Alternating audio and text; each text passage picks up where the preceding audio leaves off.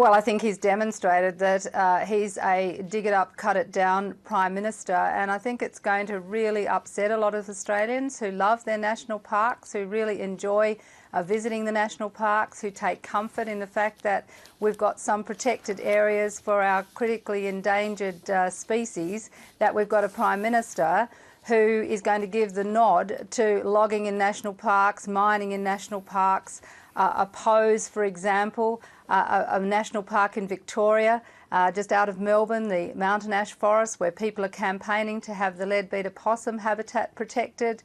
People are going to be pretty upset that Tony Abbott is mounting this massive assault on the environment. OK, he argues on the other side of the coin that there has to be a balance between national parks and creating jobs, particularly in your home state of Tasmania, where forestry is, as you well know, a very big industry. Yes, and Tony Abbott has got it so wrong. The logging industry was on its knees in Tasmania because around the world nobody wants to buy timber products that come from old growth forests. There's now a high level of recognition that we need to be protecting the last of our primary forests around the world, and so the loggers approached the conservation movement to come together and work out a way to protect the old growth forests and give the industry some chance of a future in the plantations.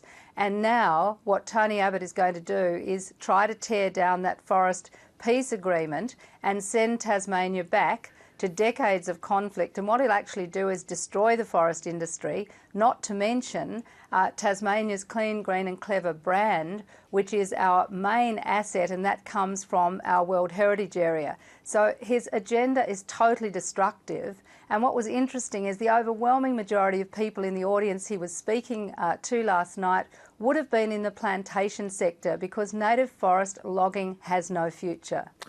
On that basis, the Prime Minister also used that speech last night to defend the government's move to strip 74,000 hectares of forest in Tasmania of World Heritage protection, arguing it should be made available for plantation logging. Surely that's a decent argument to mount?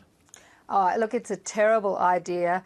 After decades and decades of assessment of those forests, last year they were listed as part of our Wilderness World Heritage Area by the World Heritage Committee. They are now, and they were put forward by Australia as being of outstanding universal value to humankind. That's after the International Union for the Conservation of Nature had written to the Australian government many times asking that those forests be protected.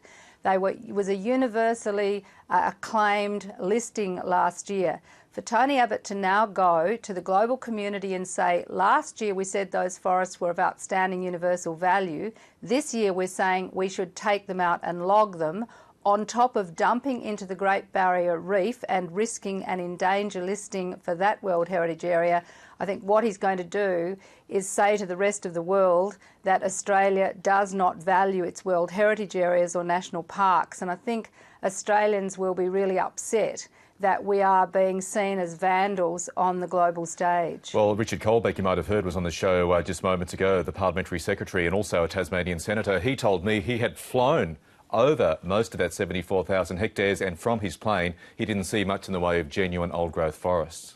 It seems to be a bit of an excuse for the Coalition to just fly over something. That was Greg Hunt's idea about protecting whales in the Antarctic too. We'll just fly over it.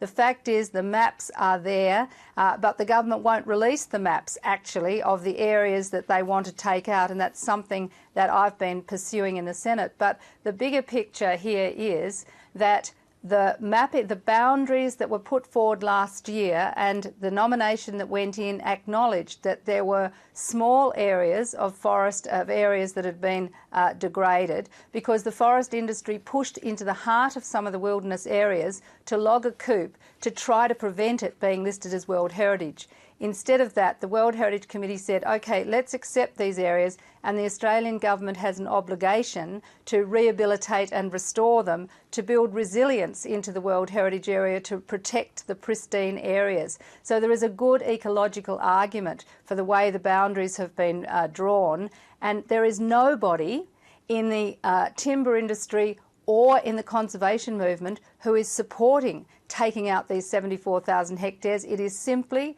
an obsession by Erica Betts and Richard Colbeck and Tony Abbott. It's an ideological hatred of protection of forests. That's all you can say about it.